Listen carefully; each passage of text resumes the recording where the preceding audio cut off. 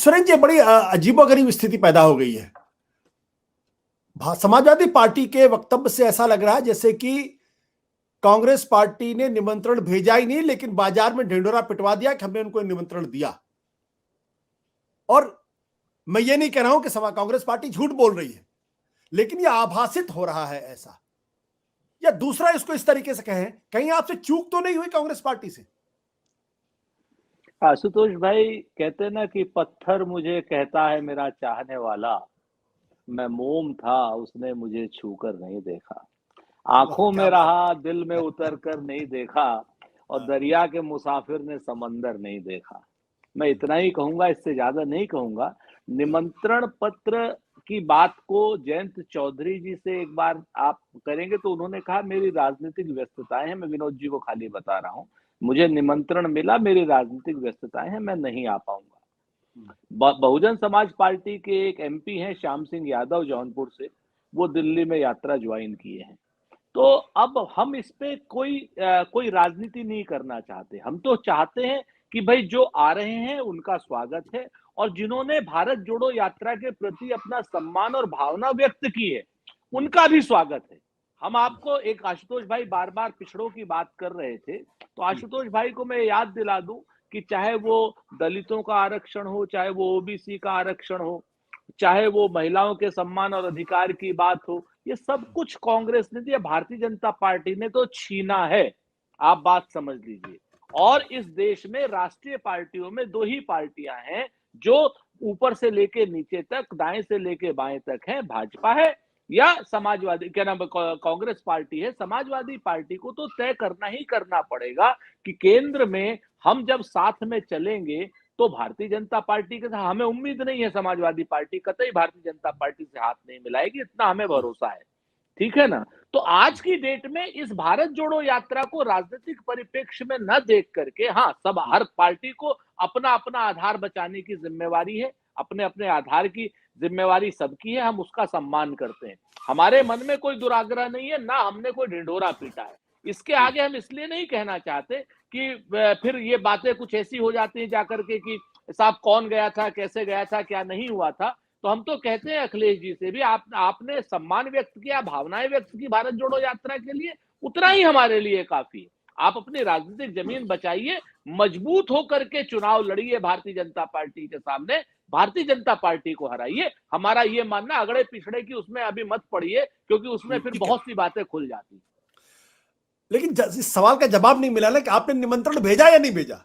मैंने कहा ना, जब जयंत जी को निमंत्रण मिल गया है उसके बाद हमने निमंत्रण भेजा है। वो नहीं मिला होगा, कहीं रास्ते में होगा, पहुंच जाएगा, मैं इस बात से कतई इनकार नहीं कर रहा हूं। मैं तो कह रहा हूं कि क्या नाम, इतने बड़े इंसान हैं अखिलेश यादव जी, पूर्व मुख्यमंत्री हैं, कई बार के सांसद हैं, वो भी झूठ नहीं बोलेंगे। लेकिन इसका मतलब ये थोड़ी है कि हम झूठ बोल रहे हैं। मसला फिर हमने कहा ना कि हम क्या नाम, जो मीडिया है, मीडिया के वितंडावाद में नहीं फंसने वाले कि साहब निमंत्रण आया था, नहीं आया था, ईमेल आई थी कि चिट्ठी आई थी कि क्या हुआ था कि व्हाट्सएप आया था, कोई वो नहीं। हम तो कहते हैं कि आपका इतना ही हमारे ऊपर अच्छा, आपने जो सहजता दिखाई कि साहब भारत जोड़ो यात्रा को हमारा भावनात्मक समर्थन है, हम उसका भी आपको शुक्रिया अदा कर रहे हैं। बिल्कुल उतना ही रखिए, वही काफी। ठीक है आशुतोष जी, अगर चिट्ठी मान लीजिए आ जाए 1-2 दिन के अंदर, तो शामिल होंगे? देखिए, पहले तो चिट्ठी आ जाए, और सुरेंद्र राजपूत जी बड़े भाई हैं। जैन जी से भी ये सवाल पत्रकारों ने पूछा था, अगर आप देखिए, कोई उन्होंने इंटरव्यू में नहीं बोला, पत्रकारों ने पूछा कि आप जाएंगे, तो उन्होंने कहा मेरी राजनीतिक पहले मीटिंग लगी है, हम उसको देख के बताएंगे। उन्होंने ये नहीं कहा कि नहीं जाएंगे, नंबर 1। एक पैनलिस्ट हैं आपकी, आशुतोष जी आपकी चर्चा में अक्सर आया करते हैं, लखनऊ विश्वविद्यालय से दलित चिंतक हैं, उनके पास भी ये मैसेज आया कि आपको आना है यात्रा में। लेकिन कल ही मैंने उनसे कहा कि भाई कब जा रहे हो, उनका यार आया तो कुछ नहीं, बस किसी ने बताया है कि तुम्हें जाना है। और इसी तरीके से एक पत्रकार ने भी हमसे पूछा, जिसका हमने एक स्वाभाविक जवाब दिया कि भाई जब आएगा तब सोचेंगे तो बताएंगे।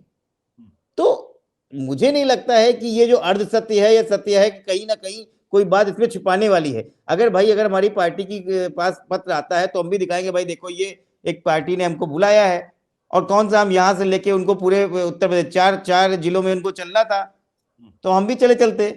लेकिन वास्तविकता जो हमको, जो एक प्रवक्ता के नाते और एक जो नेता के नाते मुझे पता है वो है। नंबर 2, दूसरी जब पिछड़ों की आशुतोष आपने भाई, बात छोड़ी सी गई, नहीं एक सुरेंद्र जी मैं आपकी बात आता सुनो हूं तो बोलिए। आप क्या ठीक है, हाँ, देखिए पिछड़ों की जब आरक्षण की बात करी तो उसको मैंने तथ्यात्मक तरीके से कहा था, बोलूंगा। जब पिछड़ों की आरक्षण की बात इस देश में 53 में शुरू हुई तो 55 में कमीशन बनाया गया, उसकी संतुतियां आ गई, लेकिन सन 78 तक जब तक कांग्रेस की सरकार नहीं बनी तब तक उस पर काम नहीं हुआ, और तब जाके मंडल आयोग बना। मंडल आयोग भी बन गया 80 में, तब जब तक फिर भी कांग्रेस, फिर क्योंकि जनता पार्टी की सरकार गिर गई, जब तक वीपी सिंह फिर से नहीं आए, कांग्रेस सरकार नहीं गई, तब तक मंडल आयोग नहीं बना। तो देखिए पिछड़ों के आरक्षण में वही बात है ना कि ये शब्द वाकई सब लोग नहीं बोल सकते, तो हमें लगता है वो बात एक अलग है कि क्या है, लेकिन व्यस्तता और जो वास्तविकता ये है कि इस देश में हर पॉलिटिकल पार्टी की अपनी समझ है, और अपनी समझ से वो अपने प्रदेश में काम कर रही है। उसको किसी की जरूरत नहीं है कि भाई हम कन्याकुमारी से जम्मू कश्मीर तक हम ही हैं। सत्य हिंदी का ऐप डाउनलोड करें गूगल प्ले स्टोर पर।